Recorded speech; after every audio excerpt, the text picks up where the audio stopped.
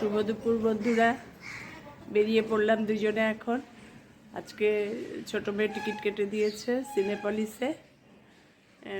এই রাত তোমার আমার অপর্ণা সেনের দেখতে যাচ্ছি। সিনেপলিসে গিয়ে আবার তোমাদের সঙ্গে কথা বলবো। সিনেপলিসে ঢুকে গেছি, একটু দেরি হয়ে গেছে। বাস পেতে প্রচুর টাইম লেগেছে। আমরা প্রায় 3:40 থেকে দাঁড়িয়ে আছি, 4টের সময় বাস পেলাম। 4:12-13 বাজে এখন। খুব তাড়াতাড়ি পৌঁছে গেছে এই 3 নম্বর অডিটোরিয়ামেই। কর্তা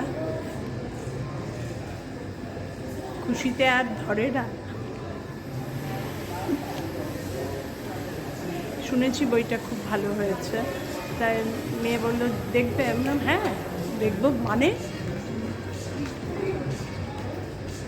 টিকিটও পেয়ে গেলাম। এই ঠিক হলো 11:30 পৌনে 12টায় টিকিটও কাটা হয়ে গেল, চলেও আসলাম।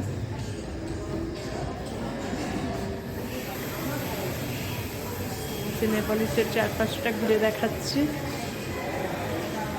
4:20-তে শো তো, এই 4:10 বলছে, এখন তো 15 বাজতে চলছে। এই 4:15-18 নাগাদই এখনই খুলবে গেট। একটু বসার জায়গা নেই কোথাও। ওখানে গিয়ে একটু বসো না, তুললে পরে আসবে। তাহলে বসো, কোথায় এখানে বসো জায়গা? ওই তো মাঝখানটায় হবে। যাও বসো ওখানটা একটু। এই সিনেমা শেষ হলো, বেরোলাম অ্যাক্রোপলিসে হল থেকে, সিনেপলিস থেকে। এখন নিচে যাচ্ছি একটু ফুড কোর্টে। সিনেমাটা খুব ভাল লাগলো গো, খুব ভাল লাগলো সিনেমাটা।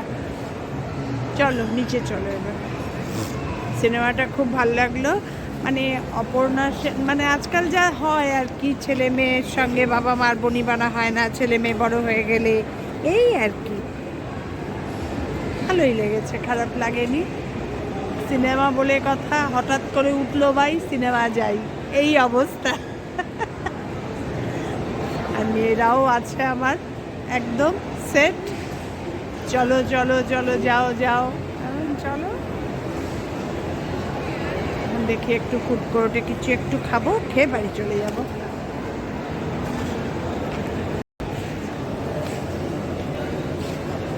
সিনেমা দেখে খুব আনন্দ।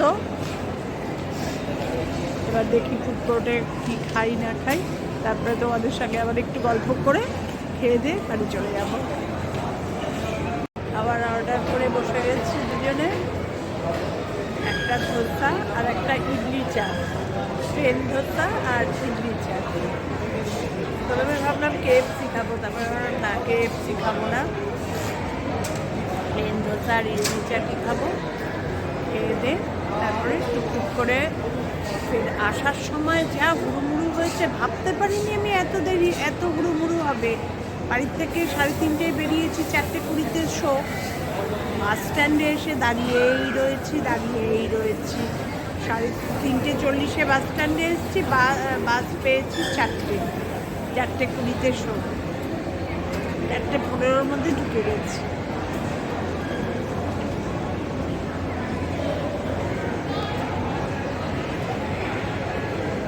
অ্যাক্রোপলিস আজকে একদম ফাঁকা, ফুড কোর্ট।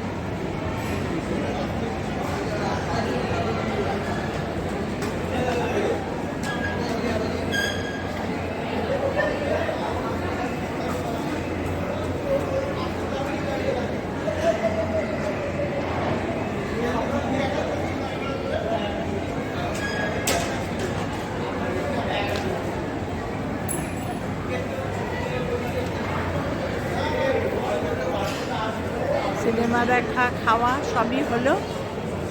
এবার খাবারটা দিলে খেয়ে দে খাওয়া। ইডলি চাট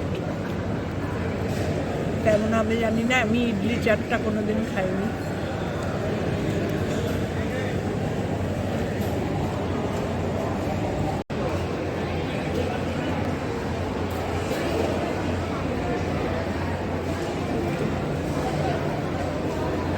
ধোসা আর ইডলি চাট খেয়ে মনে হলো আরেকটু কিছু খেতে ইচ্ছা করছে।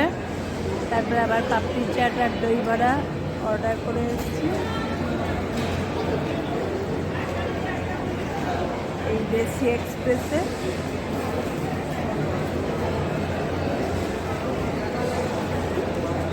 মেয়েদের সঙ্গে আসলে কি বলো তো, ওইসব চিকেন ফিকেন ওসব এগুলো খাওয়াই হয় না। আর আমি সব সময় মোটামুটি মেয়েদের সঙ্গেই আসি, যার জন্য একা যখনই আসি তখনই মনে হয় সাউথ ইন্ডিয়ান কিছু খাই।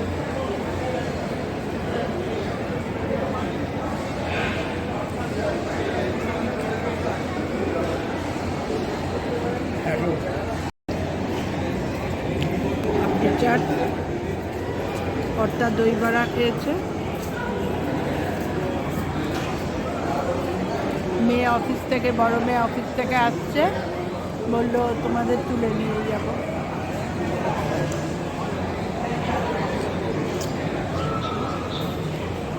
ভালোই লাগে ছোটোখাটো টুকটুক ঘোরা। আমার এখন টুকটাক ঘুরতে ঘুরতে এমন অভ্যাস হয়ে গেছে না, টানা 2-3 দিন বাড়ি থাকলে মনে হয় একটু বেরিয়ে আসি, একটু কোথাও ঘুরে আসি। আসলে মেয়েরা ছোটোবেলায় স্কুলে পড়তে সারা করতাম, পড়তে যাওয়া, স্কুলে যাওয়া সবই ওদের নিয়ে করতাম। এখন বাড়িতে থাকলেই বেশিক্ষণ মনে হয়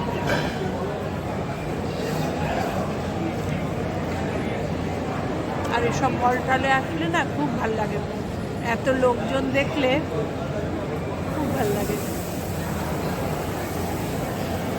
ঠিক আছে, মেয়ে আবার আসুক, আবার তোমাদের সঙ্গে কথা বলবো। মেয়ে অফিস থেকে ফেরার সময় নিয়ে ফিরেছে, তাই খুব শান্তি হয়েছে গো। আজকাল না মানে বেরোই তো মোটামুটি কমই, আর বেরোলেও মেয়েদের সঙ্গে গাড়ি টাড়িতেই বেরোই। মানে বাসে উঠলে ভালোই লাগে, কিন্তু এই যে দাঁড়িয়ে থাকতে হয় যাওয়ার সময় খুব কষ্ট হয়েছে। যাই হোক, মেয়েকে তো আর বলিনি, মেয়ে দেখলো টাইম হয়ে যাচ্ছে, দেখি মারা যদি থাকে ইয়ে থেকে অ্যাক্রোপলিস থেকে, তাহলে নিয়ে ফিরবো। ও তো ওই দিক দিয়েই ফেরে, সেক্টর 5 থেকে। যখন ও ফোন করেছে বাঁচলাম, এই বাড়ি ফিরলাম, খুব শান্তি লাগলো। আর মানে মেয়েদের সঙ্গে এসে নালে আবার সেই বাসের জন্য দাঁড়াও, এই সেই যাই হোক। আর সিনেমাটা দারুণ লেগেছে।